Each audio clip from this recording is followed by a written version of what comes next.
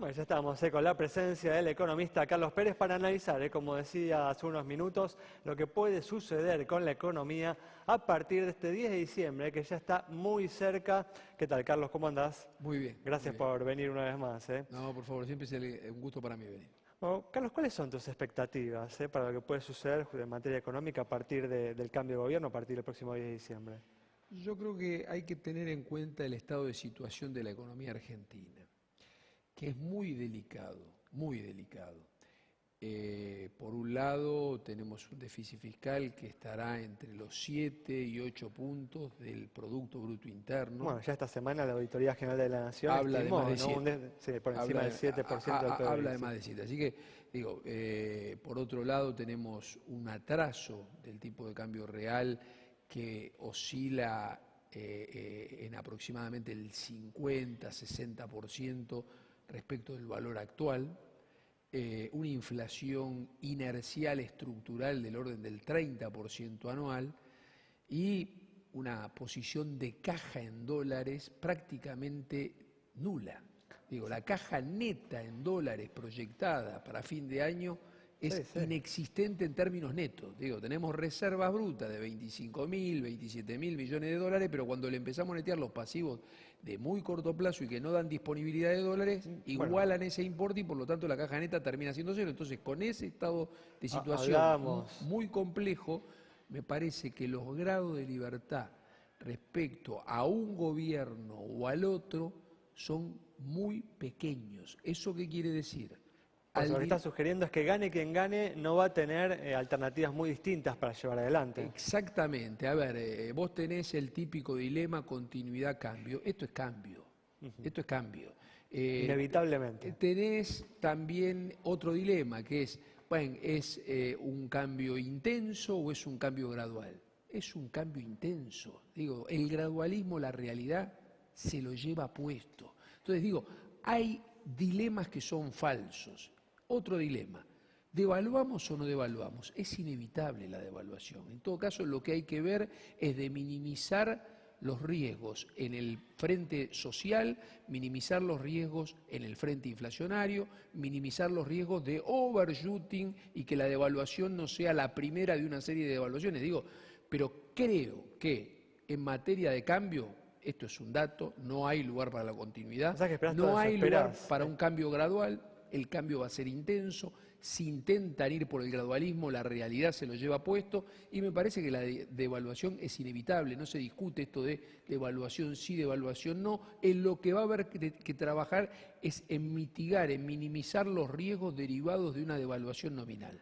¿Y esperás todos estos cambios en los primeros días o meses de la gestión o crees que estos cambios se pueden ir distribuyendo a lo largo del tiempo? Yo creo que estas cuestiones, el cambio intenso, la devaluación, se dan en el verano, vamos a tener un verano agitado, con temperatura elevada por los grados centígrados y por la economía.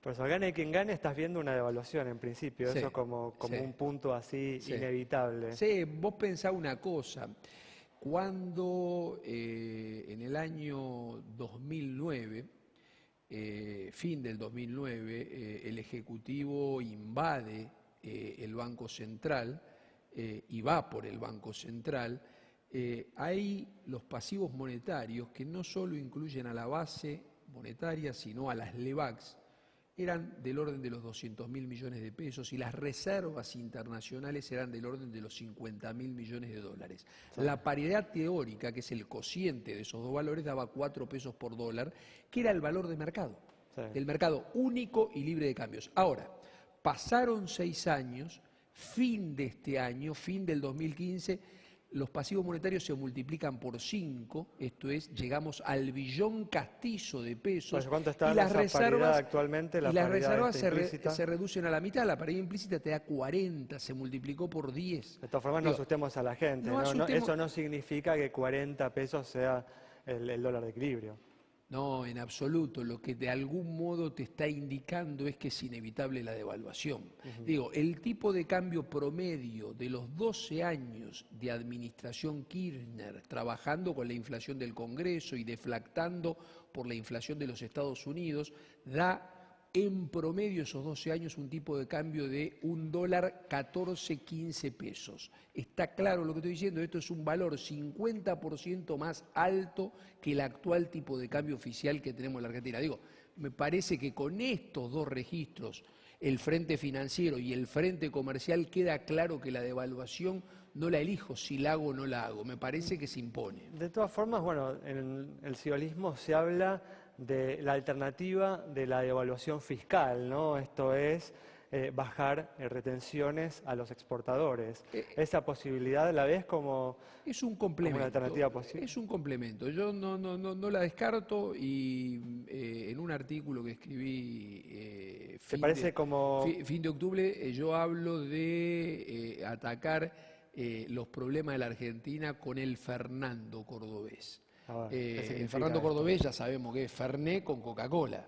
¿Sí? Bueno, la parte del Fernet, la parte amarga, es la devaluación y tasas de interés más altas. Esto es una tasa de interés que de algún modo inhiba y trate de impedir el trasvasamiento de pesos a dólares. Claro. ¿Sí? Entonces, esa es la parte del Fernet, la devaluación y tasas de interés reales más positivas. elevada, sí. La parte de la cola, la parte dulce de este Fernando es la baja de las retenciones y el ingreso de capitales, vía deuda, vía blanqueo, vía el bono agrario, vía organismos internacionales. Habrá que ver, digo, el ingreso de capitales no deja de ser un suavizante o un edulcorante de este trago. Por eso sería justamente una opción que permitía morigerar el impacto de esa devaluación. Por supuesto, ¿no? Porque acá justamente en los últimos días se habló mucho, ¿no? Desde los sectores del macrismo, del PRO, de Cambiemos, del hecho de que una devaluación no generaría un salto inflacionario, algo que no es sostenible definitivamente. A ver, yo creo que la existencia por 4 años de cepo, esto fin del 2011, estamos fin del 2015, ya llevamos 4 años de cepo, por lo tanto llevamos 4 años de brecha, 4 años de dólares alternativos al oficial. Por lo tanto, la existencia de dólares paralelos, el contado con liqui, el dólar bolsa, el dólar blue, de algún modo algo le transmiten a la inflación. Esto es favorable en ese sentido, pero es parcialmente favorable, porque no nos tenemos que olvidar que hay 120.000 millones de dólares al año de comercio exterior, exportaciones e importaciones que operan al tipo de cambio oficial.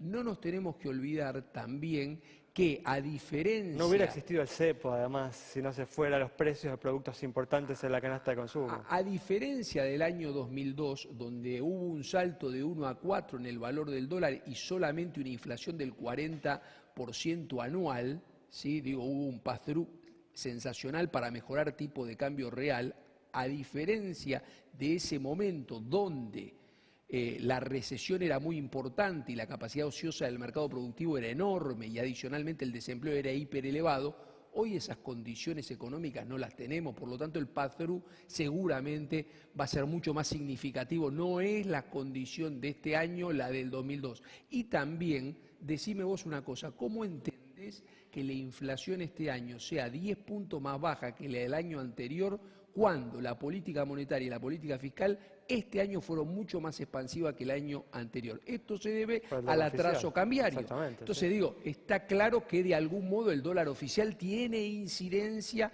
importante en la inflación. Por lo tanto, digo, derivado de la devaluación aparece un riesgo, el riesgo de inflación. Hay que atacarlo, hay que mitigarlo. Esto es un plan antiinflacionario, un banco central independiente, un banco central que pueda tener una política de metas de inflación, con un programa monetario de mucha esterilización monetaria y con tasas de interés que de algún modo inhiban el trasvasamiento de pesos a dólares. Nos quedan 40 segundos. Carlos, Sí. ¿ves alguno de los dos candidatos mejor preparado para enfrentar todos estos desafíos y aplicar un buen programa económico?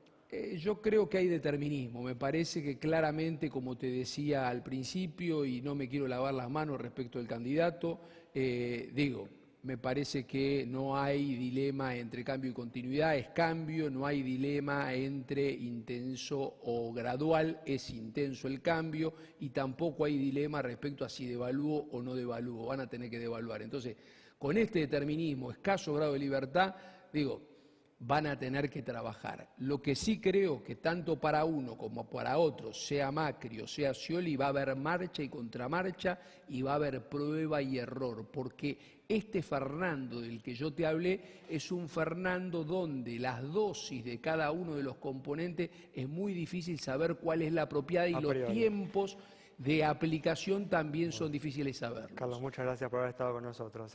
Nos vamos entonces con las opiniones del economista Carlos Pérez respecto a lo que puede suceder con la economía a partir del próximo 10 de diciembre. Nos reencontramos el próximo miércoles a las 20:30 aquí en Metro.